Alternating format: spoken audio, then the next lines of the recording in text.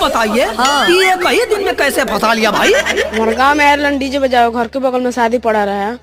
तो Ireland DJ बजलन गाना चांद के पार ले जाइबा का। तो ये गाना सुन के हम घर से बाहर निकलनी। तो हमरा और देखलन, हम इनका और देखनी। ओकरा बाद से आँख मरलन, हम आँख मरनी। ओकरा बाद से नंबर की सहारा भइल। चौथा दिन भाग के जलंधर में शादी रह चल। एक रतिये में चांद के ही पार ले गइल, डीजे वाला पिलावा हमार ले गइल। एक रतिये में चांद के